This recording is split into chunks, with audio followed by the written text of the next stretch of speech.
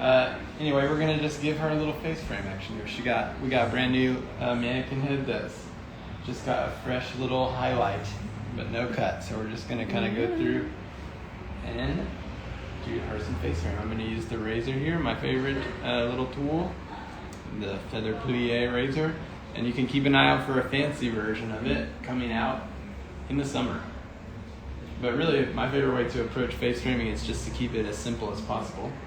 I like to just kind of like do a diagonal back section right here through the front. And I like to not use too many clips. I like to kind of keep it pretty simple. But if you are doing that, you have to be aware that you're going to go ahead and keep your sections clean. Make sure that you can keep track of what parts you're cutting and what parts you're trying to avoid cutting. But right now, I will start with about this thick of a section. You want to make it thick enough so that you can kind of see a guideline once you've established it, but not so thick that you can't cut it or control it. And I like to also kind of like figure out, this girl parts in the middle all the time. But most people, if they part in the middle, you got to figure that out. If they part on the side, you're going to have to adjust it. So I would part it wherever they part generally before you start cutting. And then I would talk to her. We had a nice talk before the live because we didn't want to waste time on the consultation part, But she mentioned how she loves it when her face frame hits like right around chin length right here.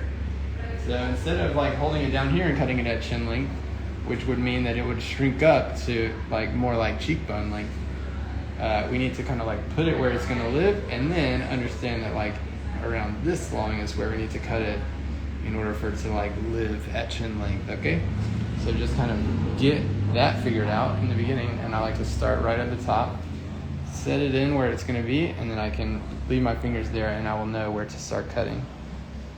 And I will work my razor down in the diagonal way, small little movements. You can kind of like see your guideline there, and then work right down towards the perimeter, and then keep adding in more hair as you go, but don't try to hold it all at once. Just try to cut only what you can handle and work your way down towards the perimeter. Last one down here, and connect it all the way down to the length. So we have just a nice little C-shape action there. Feel it? Yeah, looks good. Wow, yeah. Is anybody talking? Yeah, Chris just said that's not Jake. Oh, it sure isn't. You're right. You got us. We have taken his phone and we know the password, and for a $1 donation, I will share the password to you. How about that?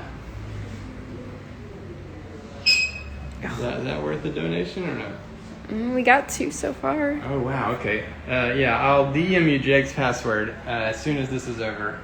You can go on his page and do whatever you want. So anyway, now that you can see we have this face frame here, I'm going to work on the other side. I'm going to scoot over like that. I'm going to be able to pick up a piece of this as a guide now, because I want it to connect, loosely, so I can see where the guide's falling out, and I can work right there to kind of like connect that through, and then I'll stop. So now I know that wherever they part, it's gonna connect eventually, and then I can keep moving. And I like to hold this out at T to the part. You guys heard of that before? This is a way that we talk about a parting, and then the section in relation to the parting. Like the section that you're holding is like the bottom part of a capital T, and the parting line is the top part. So that makes like a capital T. Does that make sense, people? In the comment sections, does it make sense? It does. Like this is not it right here, and this is also not it. See how it's perpendicular? That's a trivia word, vocabulary word for you, right? Perpendicular. So hold it like that, and then you can work your way down perpendicular to the parting. And then, continuing that theme, as I move down, I gotta move myself a little bit and move the section so that it stays at T. Like I can't pull it over here because it will be out. It's like just like that, right out from the parting. And I can work my way down with the razor right on the top of the section, and you'll see that the blade is actually sitting parallel to the hair like that. When I first start cutting, it's not actually cutting anything. I just lay the blade on so that it's connected And I can figure out how much texture I want. So however high I'm bringing it is going to give me that much short to long action, short to long like that. So as I move down, I'm moving the blade in the same motion and the same consistency all the way through. And that will give me a consistent, balanced texture through the ends. Look at that. How about that, huh? She looks cute. And there we go, look at that. So that's a good start face frame. And I find that this is like the easiest way really to do face framing, because you're just working down and down, center out, both directions on either side. And like sometimes when you're working with scissors, it's real easy on one side, and then it's like you got to do these gymnastics or whatever to make it work on the other side. So this way, you're just keeping it as easy as possible. So like for our next guy, we're gonna go directly behind that one in a diagonal back way. And I'm going to try to keep my sections real clean so that I can follow along where I'm at real easy. And I do not have to clip it or anything. While the hair is wet, it'll just sit wherever you put it, so that is convenient for us. And again, on this next section, I'm just going to use the fine teeth right there. I'm going to lift this out right at T. Hold it right out, and I can see my guide underneath. Slide my fingers past, and then work my razor up and down, up and down, up and down, creating little short to long action. And when you see what you have left in your hand, you should be able to see that the top is all stopping at the same spot generally, and then the bottom, like that's going to be the most texture that you have, these longer pieces, and then your blade is working from there down, from there down, from there down like that, all the way to create your texture throughout the ends. Is that cool? Anybody talking? Mm-hmm. What are they saying? Are they saying, I want to join? We get a million join requests all the time. Sometimes. It says, are you bringing everything to the front if you're giving her layers throughout? Yeah, this is bringing everything to the front guide, really. But it's going to layer the bottom kind of section. Like however high our razor movement is going, it's going to layer it like that. It's Kate, everybody. Hi. Hey, look at that. So, continuing on this side, we're just doing a little kind of razor long layer thing. I'm going to keep my partings clean as I can. I like to do one side and then the other in order to kind of maintain some kind of balance. Because I know that however high my razor movement was on the last section, I need to do it a similar way on this side. So it's like about maybe 1.5 inches from the ends, and I can slide down to the ends. And as you can see, like you can see the guide underneath there, right? So make sure your section is skinny enough that you can see your guide through it. So I'm going to start up here and I'm going to end right there. So it's going to go short to long to there and then back up, so that the ends kind of match the guide, and then the texture starts a little bit up like that, short to long, short to long. Feel that? And if you can make your motion similar, you'll see that the ends are all the same. They all stop at the top in a similar spot. So then continuing, add a T to the part, sectioning right here, and I'm just bringing it straight out from there. If someone had a side part, how would you go about this? You would need to go ahead and figure the parting out in the beginning. In the beginning? Like we talked about, her parting is always in the middle. She never moves it. She loves it in the middle. She has a very symmetrical face, see? So it works perfectly. And if your lady does not part in the middle, you need to figure that out beforehand. And put it, I would say put the parting in wherever you're starting at, and then work from there. And continuing on, I will grab some more. And the funny part of this is we're going to ignore her ear. We're just going to make this parting go all the way around back. Let me see. Check it. So now it's going all the way around, see? So we're incorporating the sides and the back and everything right now. And this, I find this kind of technique is pretty straightforward and simple, which is the way I do everything. But I think it just is the easiest way I know about to just do like a long layer that's real soft.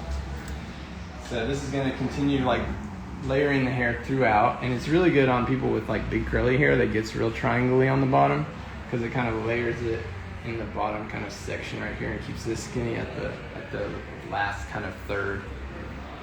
So see, T to the part still.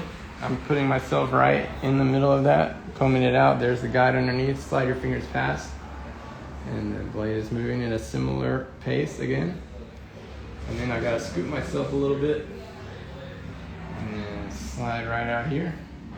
Continue on. And work around the back. As I'm going through the back, I gotta move myself. And see, so now T is like holding down here because the top of that T is right there and the bottom of it's down here. So I can't hold it right here because that would not be making a T. It's gotta be just like that. So then working right down. And the fun thing about this is also that the perimeter kind of works itself out and you don't need to really cut the perimeter first. You just cut a layer. And the perimeter will kind of like work itself into like a sort of soft U type shape there. Does this make sense? People of Earth? Mm-hmm. Great. Would you say that's a 45-degree angle? Do you have a protractor handy? Yes, probably something like that. I would say so. I feel like when you hold it out, I always feel like I'm holding it right towards my belly button when I do that. I think generally that is a good way to think about it. And again, we're trying to do these badges things on live. This is our first time trying it. So if you would like to donate $1 towards purchasing this nice lady, her name is... She doesn't have one. Number 4835. She's like... Wait, Rich, switch to a number. Yeah. She's an expensive number. We're going to continue on this side. Send us $1 so that we can buy her, please. Thank you. Anyway, we're going to continue on. And you can see I'm moving myself right around. T still, right out from there. You can see the guide underneath. And working that little stringy part off. And then just keeping on moving yourself around as you go. That's the whole tick. And then as you get to the bottom, you're kind of like coming right out down here, see? And then just getting those couple little pieces. And of course, if they already have a perimeter that they like, then you can just work towards that. Or if they're like, oh, I want to cut 6 inches, then you could maybe lay that in first before you do this. And then here we go. We're going to continue on. Let's go back to this side. So we're kind of working from the center and then just rotating around each time. And you can see we're getting towards the top of the head now. So I would have her sort of give me a little lean, number 4285. Right? 4835. So then I can lift this one right out. And really, you can have your elevation get higher if you want to layer it more. I want to try to keep it consistent generally so that it's layering it some. There's her length right there. And my razor motion is like the last 1.5 inches or so. Scoop myself over. Right there, see it? So there's not really much more to cut now on this girl. But I gotta keep moving myself right through to the bottom. And that's already cut, right? Cool. Now let's try one more on this side. Has anybody on here come to any of our classes? Say if you have. Okay, she has. Anybody else? No? Just Kate. Just Kate. Okay, well, fine. There's a lot of opportunity for you out there. We are traveling a whole bunch coming up. We're headed to Chicago next. In the next couple of weeks. It's already sold out, but if you beg, you can maybe get in. Who knows? We'd love to have you there, I guess. Someone was at the Goldwell class on Monday. Oh, hey, that was fun. Where do you live? Person at the Goldwell class. Her name's Hair by Danielle. Hey, Danielle. Where do you live? I cannot pronounce her last name. I'm so sorry. Well, that was fun. We did do a live stream for some Goldwell salons on Monday at our friend's video studio called Cognito. It's a very fancy place and has like cool lights and everything. It was really fun. but it's hard because you're just talking right to the camera, sort of like this, and you don't know if anybody is laughing at your jokes or any of that stuff. So it's kind of harder. Her last name is Baloli. She sounded out for me on the comments. Oh, well. And she's from Massachusetts. Oh, Massachusetts, cool.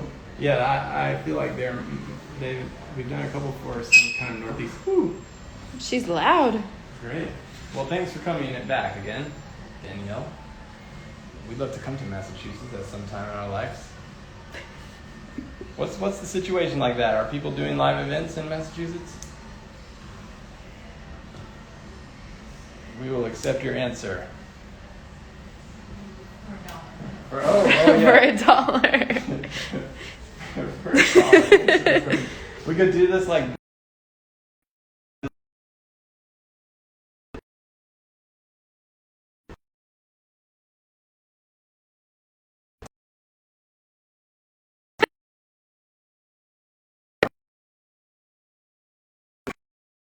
Back, you can't figure it out. It's pretty fun. But yeah, check it out. We have done a face frame here. We've made a little easily replicatable face frame layer. There are many names for it, I'm sure, in the world, but just like diagonal back, easy face frame. And then the thing that's cool about it, I think, is that if you do have somebody with like more natural wave and you scrunch it in, you can kind of like get some volume in the top, but it stays really skinny through the sides. And those big curls, sometimes that go sort of triangly, can kind of help. This method can kind of help it to go and stay a little bit more skinny throughout the edges. You can see the perimeter kind of like works itself into like a soft sort of little U shape. Well, look at the sun glistening on it. I know. Nice texture. Boy. Yeah. Look at that. How about that? How many minutes has this taken? How do you look that up? I don't know. I don't know either. Well, I feel like maybe, I feel like I saw it pop up, so maybe like 20 minutes ago. Yeah, well, what do you people want to comment about that? Look at her in the sun. Wow. She's real cute. Ooh. Oh, that one cut deep.